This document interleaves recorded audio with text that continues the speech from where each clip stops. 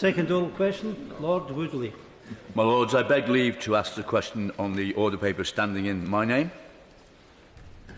My Lords, accelerating to net zero is at the heart of our mission-driven government, and this government is taking action. All new cars and vans sold in the UK from 2035 will need to be fully zero emission. We are not proposing to change this. However, we are committed to restoring the original 2030 phase-out date for new pure internal combustion engine cars, alongside setting out ways to support demand for these vehicles and accelerating the rollout of charge points. My Lords, I declare an interest as a former union convener for the Vauxhall Plant at Ellesmere Port, where indeed I still have family working. My Lords, the Tory government's delay from 2030 to 35 has thrown the industry into complete turmoil, as the Minister knows. After manufacturers had indeed invested billions to prepare for 2030, what the industry needs most of all now, in my opinion, is flexibility, as indeed they move forward with their vehicles disappearing from sale, apart from fleet sales. For example, Vauxhall make electric...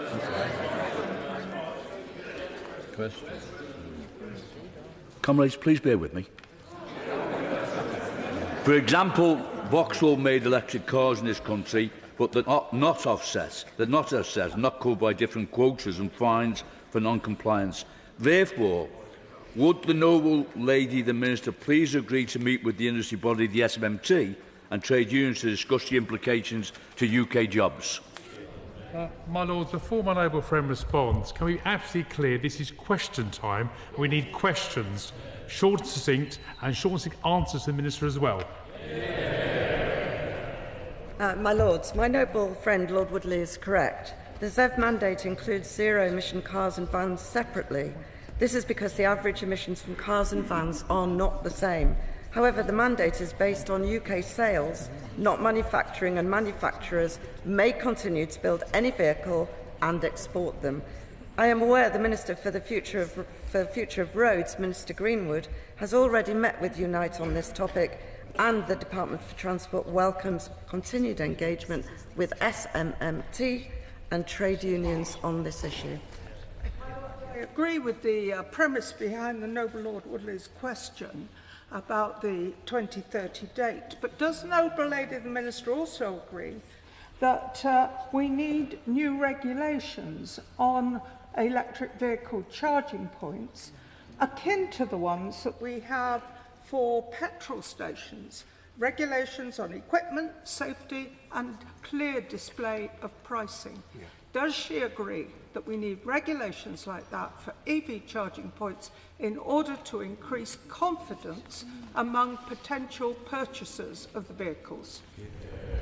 The noble lady raises a very pertinent and important point, and in my former existence, when I was a member of the electric vehicle APPG, we had very intensive discussions about this.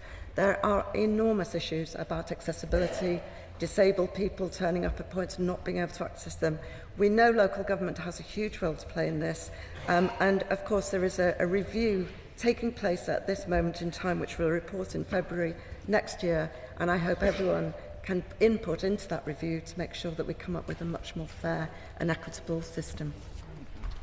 My Lord, given when the last government extended the phase-out date from 2030 to 2035, they were aligning with Europe. Is the decision of the government to go back to 2030 a deliberate decision to disalign with Europe and to seize a Brexit opportunity? Or do they just think the Europeans had got it wrong and they had to overcome their natural Europhilia?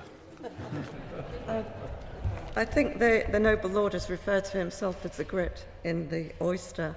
I think that is a very important point, but actually we are responding to the demands of car manufacturers themselves. I think everyone can recall the absolute outcry when the change was made by the previous Prime Minister, Rishi Sunak, over a year ago. I don't think we're playing games in this. It's about what's right for the industry, what's right for the consumer, and most importantly, what's right for the country.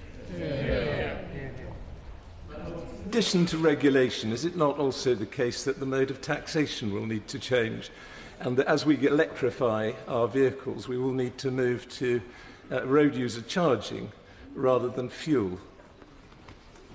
Yes, the Noble Lord is absolutely right that the end date for the vehicle tax relief is next year. However, as the Noble Lord and everyone else in this chamber will be aware, we are approaching a budget, and I cannot comment on any matter that might be raised in the budget. The Noble Lord's question was all to do with zero emission in relation to electric vehicles.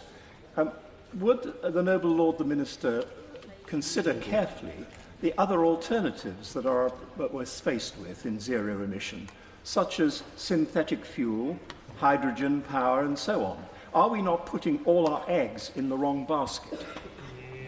Can I thank the Noble Lord for his question?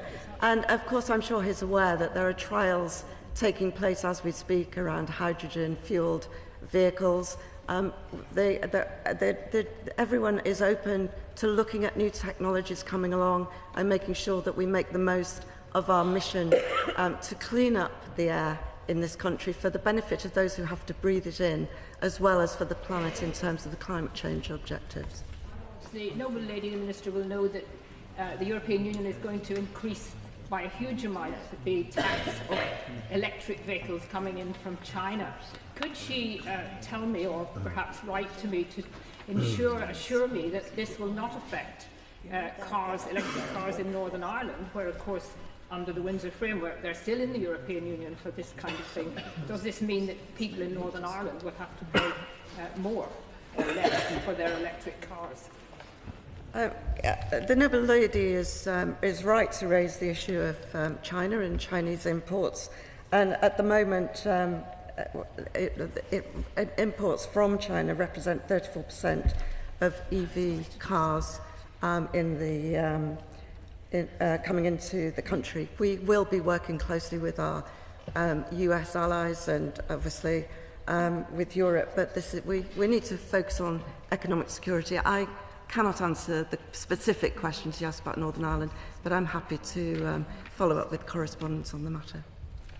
My Lords, why does the government think that people on ordinary incomes are going to be able to afford these cars, especially if they have to take into account the possibility, which I now hear is on the table, of road pricing?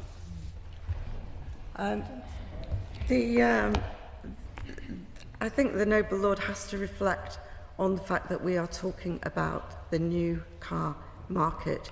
I think there's an enormous amount of work that needs to be brought together around the second-hand market, which also includes, obviously, the recycling of the key component parts so they don't end up in landfill or other places, so that we can make sure expensive components are available.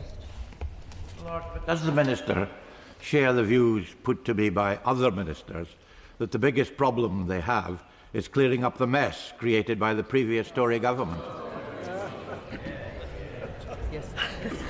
Yes.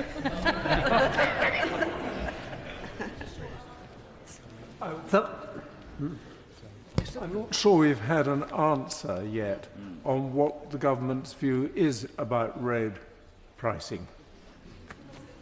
Could the Minister answer and make it clear whether we are going to go down that line? In terms of clear answers, I thought I made it absolutely clear that I'm not able to comment at this point in time.